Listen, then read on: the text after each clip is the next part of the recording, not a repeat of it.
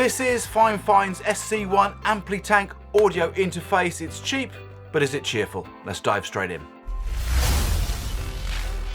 So, inside the box, along with a USB-C cable, you'll also find a set of instructions and FIFINE's Amplitank SC1 audio interface. On the front, things are pretty straightforward. You've got a combi in for the first input. You've got 48 volt phantom power switchable, and you can switch that between microphone and instrument. You've got on the second input a 1/4 inch input, not a combi. You've got a headphone 1/4 inch input with its own volume control, and you've also got a direct monitor switch too.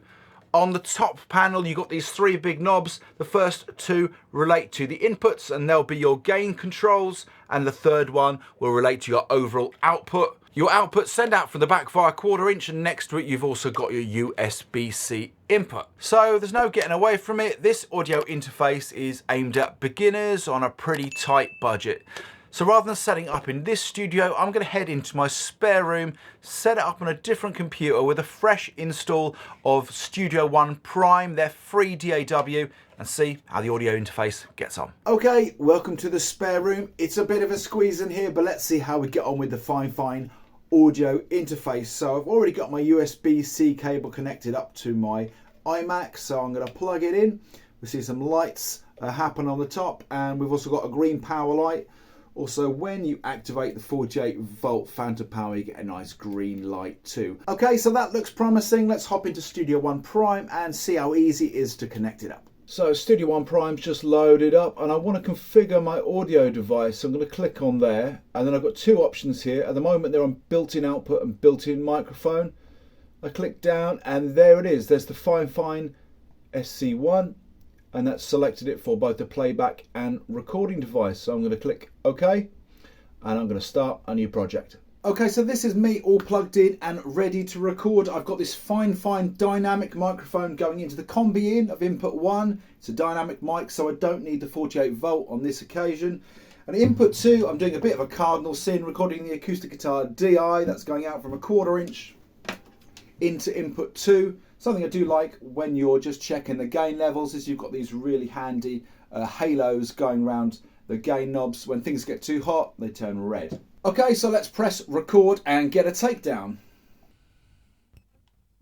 Going out to California, gonna let the water warm my clothes. I'm alone, but I'm not lonely. Gonna trade the weather for the western coast. Don't cry, I'll be back, and I'll bring the sun to shine in your eyes, and your soul does.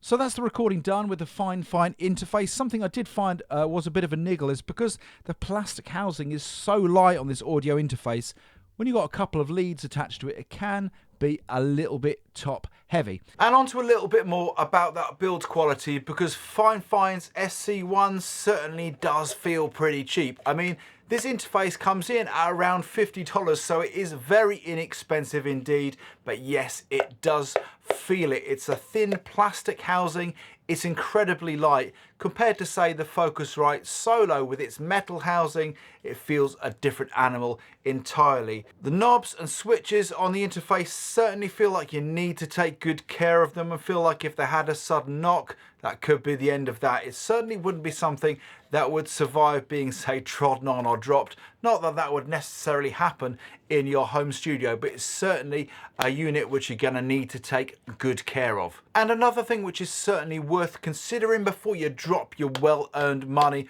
on the SC1 is that even though it has a sample rate of up to 48 kilohertz, its bit depth is limited to just 16-bit, which, if you're new to recording, will well be worth you researching to work out whether you feel it's worth saving up that little bit more for a 24-bit friendly audio interface, or whether you're going to be happy with a 16-bit one. So in summary then, is it cheap and cheerful? Well, I'd say it is. Look, if you're on a really tight budget, you're new to audio recording, $50 isn't that much to spend on an audio interface at all.